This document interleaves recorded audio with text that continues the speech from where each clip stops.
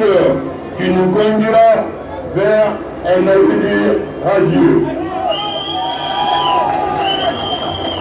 À travers les actes qu'il pose, le président Mamadi Doumbouya a démontré que le changement est possible, que la prospérité n'est pas un rêve lointain, mais une réalité à portée de main.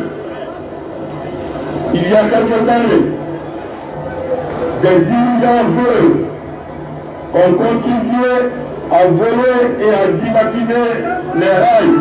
Le président... Bonjour, bonsoir la famille. Vous avez bel et bien entendu ce qu'il a dit à Mara Camara. Il a bel et bien dit que les dirigeants Peul ont contribué à voler et à dilapider les rails. Non, cet discours, en fait, ils ont fait ce discours pour donner des leçons au Peul. Non, ko discours moɗon ni ko discours piwgollon ka haqqille ɓe woni ɗo kono onon on ala famude onon fulɓe wonɓe yawde tawe e ɗi mouvement de soutien ɗi ɓe woni organisé dans toutes les coins e nder la Guinée. Jente awa mo wonɗon yaltande on mo wonɗon wiwde on wondema on soutenay jente awa ko woni wowulde kon ɓay woni on nanata français ɓay woni onon ko jawdi tun maporɗon ko ɗum tun concerni on ko ɓe ƴettata ɗo 20 000 francs ɓe ƴetta 30 000 francs ɓe jonna on ɓe baka on ɗo e otoje ɓe inne ko on yaw assiston mouvement de soutien ji maɓɓe ɗin onon ko ɗon concerni on ƴetton on 20 000 ƴetton on 30 000 yawon on yahayɗa soodon goɗɗum ɗa ɗi lanna discours kamɓe ko ɓe hattondini ko e nder discours on kamɓe ko vidéo ji ɗin ɓe hattondini par ce que ko ɗin vidéo ji ɓe ƴettata ɓe waɗa ka nder journaux ji maɓɓe ɓe publia hollugol aduna on wondema hiɓe wonana fiyo ɓe waw participugol élection ji arayɗi ɗin kono ɓaytu woni la majeure partie des Guinéens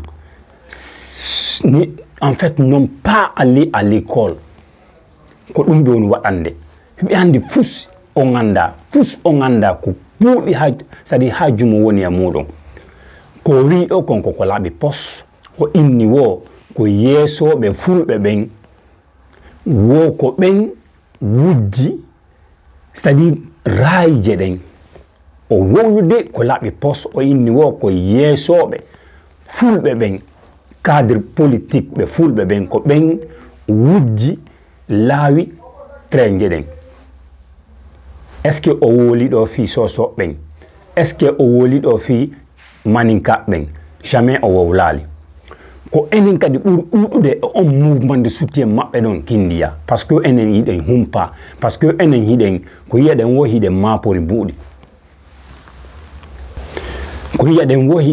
buuɗi donc jente ha discours on woɗɗo on say mi expliquena on ko yewti kon ko discours hop qu'on continue mon frère. C'est quant à lui engagé à construire en 3 ans plus de 650 km de rails. C'est ce qui permettra de nous mener sur la voie du développement. Le projet Simandou est la parfaite illustration de ce que je viens de vous dire. L'idéal du président de la République n'est pas la division, mais une Guinée unie, une Guinée rassemblée, une Guinée prospère comme elle n'a jamais été. Ce soutien indéfectible à l'échelle nationale est aussi un motif de fierté. Votre mobilisation exceptionnelle est le témoignage de votre adhésion à ce projet de société que nous bâtissons ensemble sous le leadership du président Mamadi Doumbouya. Alors que nous attendons que le général Mamadi Doumbouya, président de la République, chef de l'État, chef suprême des armées, se prononce sur sa future candidature, je vous invite à vous recenser massivement. Votre engagement dans cette démarche est essentiel pour permettre à notre champion de remporter les futures élections dans le premier tour. Voilà mes frères et sœurs. Ici, c'est comme si je n'ai rien à dire. Ici, en fait, c'est très difficile en fait. Quand j'écoute ce discours pareil, j'aurais voulu en fait arracher en fait la tête de ce camarade. Amara Camara. Je vous jure, j'aurais voulu arracher sa tête, tellement que ça fait mal. Tellement que ça fait mal. Vous avez bel et bien écouté que Doumbouya a construit, c'est-à-dire a fait plus de 650 kilomètres de voies de rail. Tout ça, ils ont fait ça. Ils savent qu'ils vont revenir après faire des discours pour dire à la population guinéenne, voici ce que nous avons fait. C'est nous qui peut en fait développer ce pays. C'est nous qui peut faire sortir cette population guinéenne dans l'obscurité. Il a parlé de ça. C'est comme ça en fait. C'est comme ça moi j'ai fait mes analyses.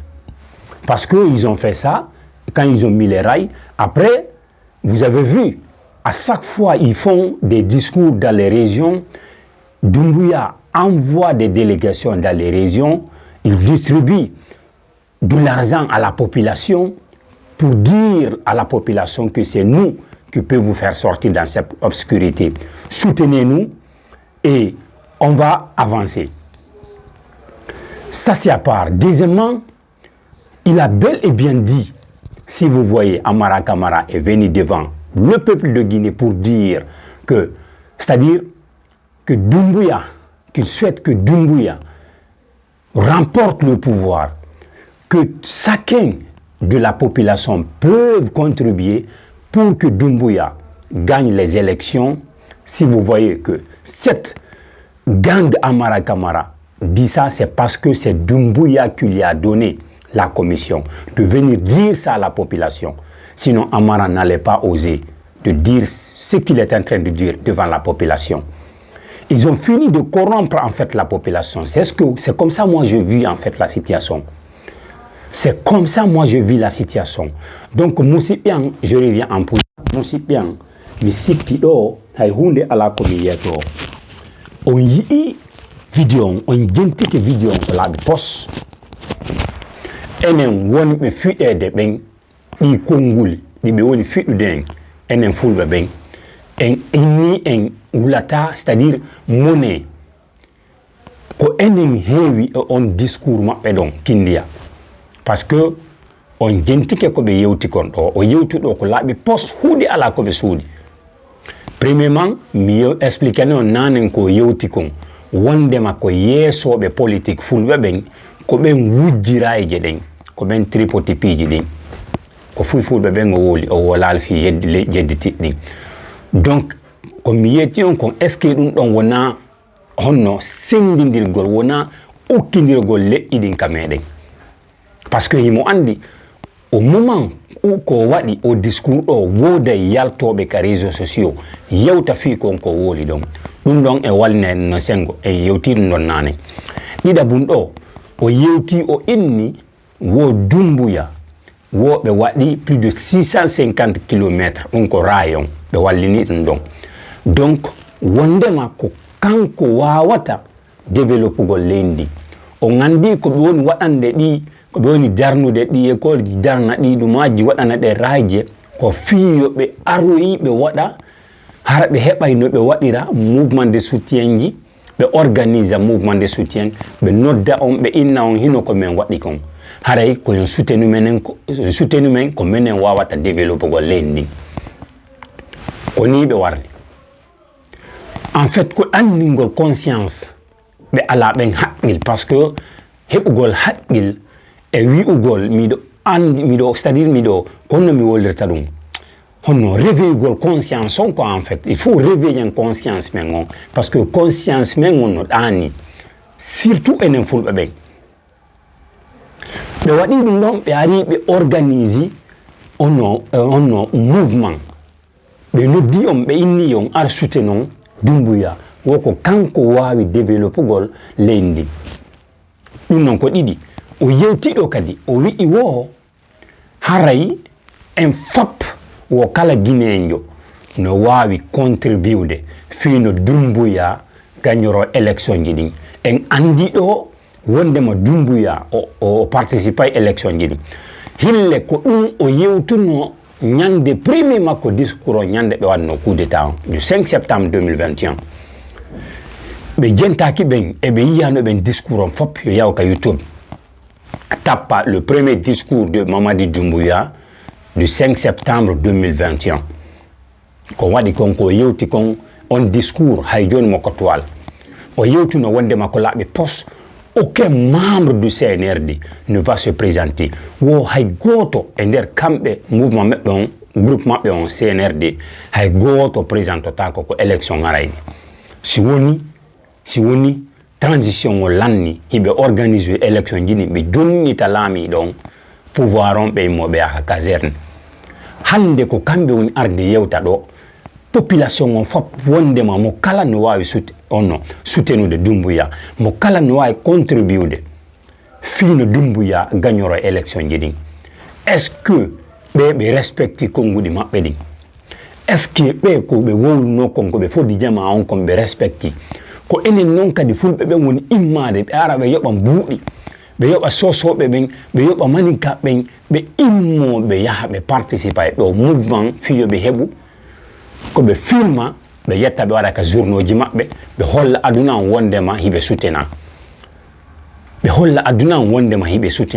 en fait ko duma be woni wadde honno be corrompa en woni ko no buy famali aw musiddo an wonde yettude din buudi on 20 000 on 30 000 ya soutenabe ya assista mouvement de soutien ji be woni wadde din ko ya anduti on 30 000 an ayoba jon on passe ko artugol di lanna haydo wadde tam 24 heures haray muddindi lanni do akad e tempéré kambe be jodi kan der pouvoir ton hibe jogiti jawdi wondi natdi nin kan der caisse famille mabbe fop hay goto son jaaki dare bibbe mabbe hay goto be ardira Europe no be faalira be yaharay États-Unis no be faalira be fop hay goto biddo mum ala la Guinée be yetti be fop be leydi Portugal onon hido jodi e der la Guinée ton wobbe ala hay ko nyama hidon gayni kadi hidon jabude kadi koy 30 000 koy 20 000 jude mabbe yawon soutenombe be hajaka e modon dare di kidnapping jonde feddude di e der jemma 18 no webde 19 be yahalbe kidnappi Abdoul Sako Kamako ko jemma en plein 4 heures be yeyi Kamako be bonni dow be natiri ka plafond be hebe nangimo hay goto hande anda konto tigi woniri personne ne sait où se trouve aujourd'hui Abdoul Sako personne ne dénonce ça si ce n'est pas nous qui viennent sur les réseaux sociaux ici dénoncer et certains viennent nous insulter sur ça. Personne ne dénonce ça si ce n'est pas nous, les blogueurs qui viennent sur les réseaux sociaux ici dénoncer ça. Vous êtes en fait en République de Guinée, vous soutenez ces discours, vous soutenez ce dictateur en fait qui continue de kidnapper la population guinéenne, qui continue d'assassiner la population guinéenne. Quiconque qui sort ici pour leur contredire, il le recherche, il part le kidnapper ou il l'assassine. Nous, on s'en fout de ce que tu fais. C'est pas toi qui nous a mis au monde. Si tu nous tues, si tu nous tues, tu vas pas nous faire rentrer dans l'enfer ni dans le paradis. C'est Dieu qui sait où on va rentrer. Donc, tu ne peux que nous tuer. Nous, on s'en fout de ça. On ne va jamais reculer ce qu'on est en train de faire. Parce qu'on est sur le chemin de la vérité. C'est toi qui nous mentis, toi Doumbouya. Réveillez, on nous moussit bien. Réveillez votre conscience. Voyez ce qui se passe. Voyez ce qui se passe. Ils prennent de l'argent, ils achètent des voitures, ils donnent à certains blogueurs. Il essaye d'appeler tous les blogueurs, parce qu'il a des ministres en fait qui s'occupent de ça, qui appellent les blogueurs pour leur proposer des voitures, pour leur proposer de l'argent, pour que ces gens-là arrêtent ce qu'ils sont en train de faire, pour leur dénoncer en fait. Ko ɗum ɓe woni waɗande, ko ɗum ɓe woni waɗande hande ndaare kon feƴƴude wonɓe dénoncude ɓen ka réseau ko ɓen ɓe woni par ce que mo jogiti ministre ɓe okkipotoɓe siga ɗin piiji ko ɓen woni jonnude mbuuɗi ɓe nodda ɓen blogueur ɓe wonɓe dénoncude ɓe ko ɓe woni wadde kon ɓe proposana ɓe auto ɓe proposana ɓe buuɗi ɓe proposana ɓe voyage ji fiyo ɓe accu ko ɓe woni dénoncude ɓe kon ɓen kadi yetta ɗum ɗon ɓe yoɓi par maɓɓe on onon noon population hedditiɗon onon guerɗon honno golle woodi nder leydi la Guinée na ko onon neñiraɓe amen wonɓe yaltude ɓen yaha yeeya ka makitiji ko onon woni heɓude ko saggi noon ko suudu wurnon ɓe gure moɗon nden wurnon ɓe gure moɗon nden mijite tampere nde naɓuɗon nden depuis 66 ans ni mijite soñdia ko soñjiɗon kon miijite fii ɗi manif ji ɗi combat ji ɗi wanno ɗon fop haron wallinal ɗum e leydi haron wallinal ɗum e leydi landoɗen départ Mamadi on landoɗen départ Amara Bala Samoura landoɗen départ CNRD on an nemmo en falaka ɓe yoɓe yaw ha jumen ala e maɓɓe par ce que ko yimɓe ɓe hunnata ahdi ko yimɓe arɓe fii divisugol population guinéen dare discours ko woni